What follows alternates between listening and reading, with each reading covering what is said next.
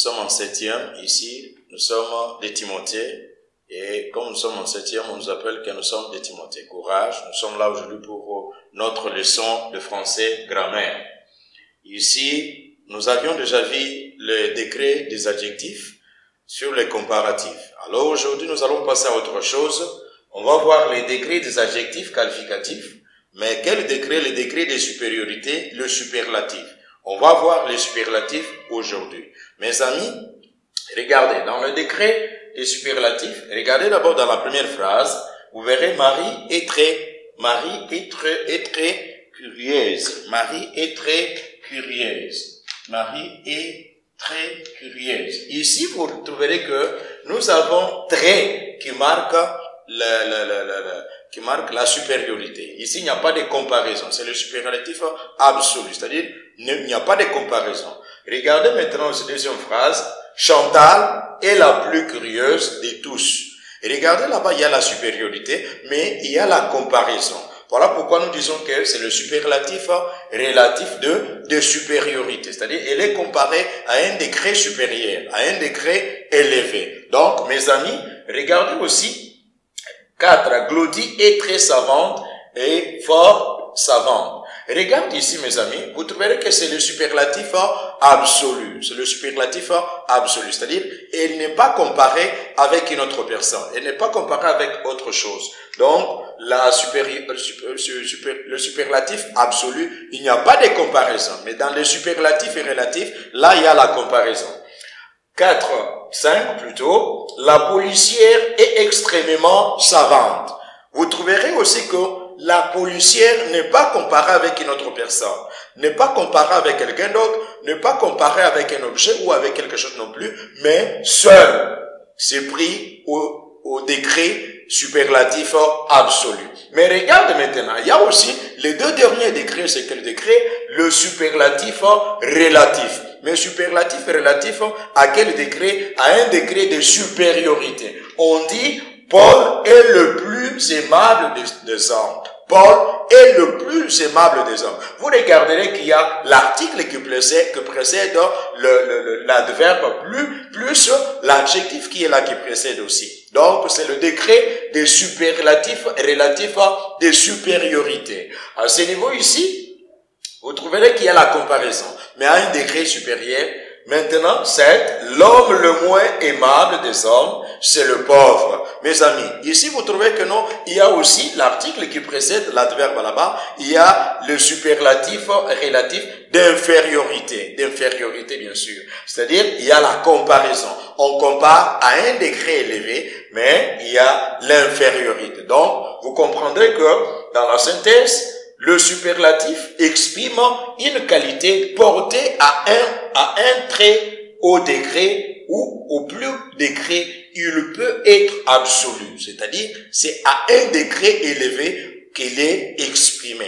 Nous comprendrons que le superlatif, c'est-à-dire le super, c'est ce qui est plus élevé. Donc, on a deux superlatifs absolus, expriment une qualité, telle que je vous dis là. Le superlatif est relatif, exprime une qualité portée, et c'est cette qualité portée au degré, à un degré le plus élevé ou le plus bas, par comparaison, soit avec l'être ou l'objet.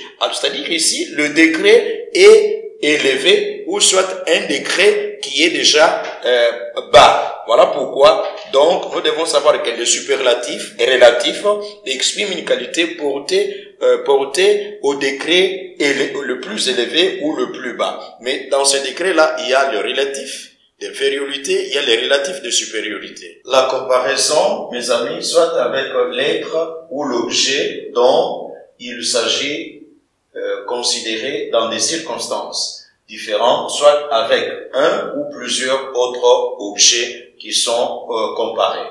Donc, c'est ce que vous devez savoir, qu'on compare soit les êtres ou soit les objets. Donc, vous devez savoir que dans la comparaison, on peut comparer plusieurs êtres ou bien plusieurs objets. Mais sachez ceci, mes amis, c'est superlatif, il est aussi comparé, il est formé de quoi? Il est formé plutôt du comparatif de supériorité ou d'infériorité. C'est-à-dire, à ce niveau, ça se forme avec deux mots. Quels sont ces mots? Ces mots sont là, précédés soit de l'article défini, on va dire le plus, le moins, la plus ou la moins. On dit la moins sérieuse de notre classe est telle elle est, ou la plus aimée de notre classe est telle elle est, ou la plus aimée de notre famille c'est telle dame. Donc mes amis, vous comprendrez que non, c'est bien de pouvoir utiliser de pareilles structures dans vos phrases, dans vos écrits pour mieux parler français. Nous sommes à la fin de notre leçon et vous constaterez ça dans les phrases numéro 6, numéro 7. Nous sommes à la fin. Merci pour votre attention. Nous passons maintenant aux exercices d'application pour voir ceux qui ont assimilé la leçon d'aujourd'hui. Et vous allez faire quoi chez vous à la maison avec ce devoir? Vous allez travailler et vous allez nous amener ça vendredi. Qu'est-ce qui est demandé? Donner le degré des superlatifs exprimés dans chacune des phrases des phrases au tableau. Ces phrases sont là, mais vous allez maintenant faire quoi? Choisir. Vous allez trouver quel est le degré qui est exprimé dans chacune de ces phrases. Pierre est très savant, Sandra est extrêmement gentille, 3. Myrtille est la plus aimable des filles. 4. L'homme le moins bon parle trop. 5. L'élève le plus fort de la classe sera récompensé. Mes amis, vous trouverez que voilà, ce sont là ce qu'il nous a demandé de pouvoir faire. Nous sommes à la fin. Merci pour votre attention. Bonjour et shalom, chers amis. Quelques éléments importants pour nous.